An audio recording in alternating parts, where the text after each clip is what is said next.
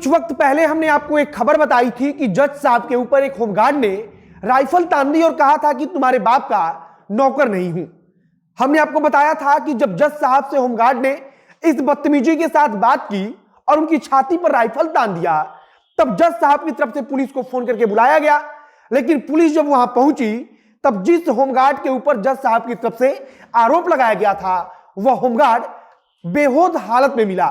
अब इसमें सबसे बड़ी अपडेट यह है कि जो होमगार्ड बेहोश बेसुध हालत में मिला था उसकी मौत हो चुकी है और उसकी मौत को लेकर बिहार होमगार्ड जवानों का जो संघ है वह सवाल उठा रहा है और कार्रवाई की मांग कर रहा है। जिस दिन जज साहब के साथ यह घटना हुई थी उसी दिन पुलिस की तरफ से कहा गया था कि होमगार्ड जिस हालत में मिला उससे यह अंदाजा लगा पाना बिल्कुल आसान है कि उसे किसी ने बहुत ज्यादा मारा और पीटा था। अब यह समझना भी बिल्कुल आसान है कि जज साहब के ऊपर अगर कोई होमगार्ड बंदूक तानता है और कहता है कि वह उनके बाप का नौकर नहीं है और उसके कुछ देर में के बाद ही उनके ही आवास परिसर में वह बेसुध हालत में पाया जाता है, तो उसके साथ क्या हुआ होगा और किसने किया होगा, मतलब कि शक किसके ऊपर जा सकता है। अब नमस्कार, मेरा नाम है मोहित कुमार सिंह और आप देख रहे हैं हमारा विशेष कार्यक्रम एक्सप्लेनर। लेटेस्ट और ठोस फर्नीचर खरीदना हुआ आसान अफजल फर्नीचर से। यहाँ आपको मात्र 34,500 में पूरा फर्नीचर सेट मिलेगा। स्टोर स्थित है मुजफ्फरपुर के नरसंदा चौक पर। ऑर्डर करने के लिए अभी संपर्क करें 9931485437 पर। पूरी कहानी अगर आपको याद ना आ रही हो तो हम बता दें कि खगड़िया जिले के फैमिली कोर्ट के प्रधान जज की तरफ से उस होमगार्ड पर यह आरोप लगाया गया था कि उसने अपनी सरकारी बंदूक उनकी छाती पर तान दिया और कहा कि मैं तुम्हारे बाप का नौकर नहीं हूं। जज साहब ने बताया कि वह गेट पर संतरी का काम करता था, मतलब कि अगर कोई वहां से आता है तो वह गेट खोलता था और कोई जाता था तो गेट खोलता था और बंद करता था, उसकी यह ड्यूटी थी। लेकिन जब सुबह के समय बाहर से हम टहल कर आ रहे थे, मतलब कि जज साहब बता रहे हैं कि जब हम बाहर से सुबह की सैर करके वापस आ रहे थे तो उसने गेट नहीं खोला और इसी बात के लिए हमने उसे टोक दिया। और जज साहब के अनुसार उन्होंने सिर्फ इतना कहा कि तुम अपना काम अच्छे से किया करो। इसके बाद जज साहब बताते हैं कि इतनी सी बात के लिए होमगार्ड ने उनकी छाती पर राइफल तान दिया और इसके बाद जज साहब इतने डर गए कि उन्होंने पुलिस को भी फोन करके बुला लिया। लेकिन जब तक पुलिस वहां पहुंचती तब तक जज साहब के आवास परिसर में ही एक और खेल हो गया। जिस होमगार्ड के खिलाफ जज साहब ने पुलिस को फोन किया था, जब पुलिस वहां पहुंची तो वो होमगार्ड बेसुध हालत में जमीन पर गिरा हुआ मिला। अब कुछ मिनटों के अंदर ही और जज साहब के आवास परिसर के अंदर वह होमगार्ड बेहोश होकर जमीन पर कैसे गिर गया। एक और बात है कि पुलिस ने उसी दिन बताया था कि उसके शरीर पर गंभीर चोट के निशान है और ऐसा प्रतीत हो रहा था कि उसके साथ मारपीट की गई है।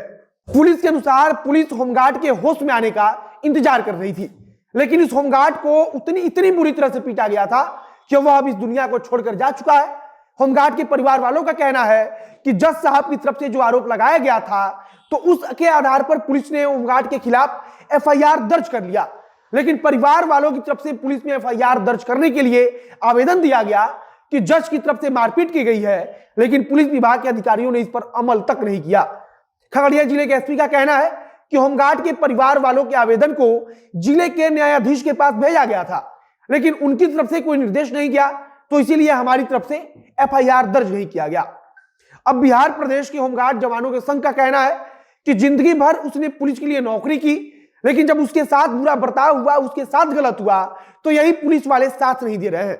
उनका आरोप है कि जज की तरफ से ही उसके साथ मारपीट की गई और उसे इतना पिटवाया गया कि अंततः उसकी मौत हो गई। फिलहाल परिवार वालों की तरफ से आरोप लगाया जा रहा है कि पुलिस वाले हमारी बात को नहीं सुन रहे हैं, तो पुलिस बता रही है कि जिला न्यायाधीश की तरफ से कोई निर्देश नहीं आया, तो इसीलिए हम एफआईआर दर्ज नहीं कर सके। पुलिस की तरफ से जिस दिन यह घटना हुई थी उसी दिन कहा गया था, हमने आपको बताया कि होमगार्ड के शरीर को देखकर यह अंदाजा लगा पाना बिल्कुल आसान है कि उसके साथ मारपीट की गई थी, क्योंकि उसके निशान शरीर पर थे। लेकिन उसके बावजूद केवल जज साहब के बताए अनुसार पुलिस की तरफ से एफआईआर दर्ज किया गया।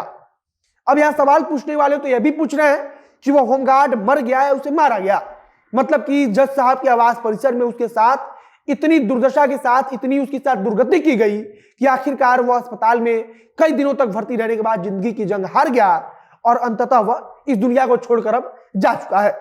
बाकी अभी तक होमगार्ड के परिवार वालों की तरफ से मतलब जो कहा जा रहा है, जज साहब पर आरोप लगाया जा रहा है, उसके लिए एफआईआर दर्ज पुलिस की तरफ से नहीं की गई है। लेकिन जज साहब ने उस दिन जब होमगार्ड के खिलाफ एफआईआर दर्ज कराई तो तुरंत एफआईआर दर्ज कर ली गई थी और पुलिस की तरफ से कहा भी गया था कि इसकी जांच की जाएगी। लेकिन उसके बाद होमगार्ड कभी होश में आया ही नहीं, वह अस्पताल में भर्ती ही रहा और अंततः अब आज वो दुनिया को छोड़कर जा चुका है। बाकी आगे अगर इस खबर में कुछ नया अपडेट आएगा तो उसे हम आप तक जरूर पहुंचाएंगे। बाकी आप क्या सोचते हैं उसे कमेंट बॉक्स में लिखकर बताइएगा और अगर इससे जुड़ी हुई कोई जानकारी आएगी तो हम आप तक जरूर पहुंचाएंगे। फेसबुक पेज को भी लाइक कर लीजिएगा तथा अगर यूट्यूब पर देखना है तो चैनल को जरूर सब्सक्राइब कर लीजिए। मिलते हैं फिर बहुत जल्द अगले वीडियो में। कैमरे पीछे खड़े ओम प्रकाश और मैं मोहित कुमार सिंह। बहुत बहुत धन्यवाद।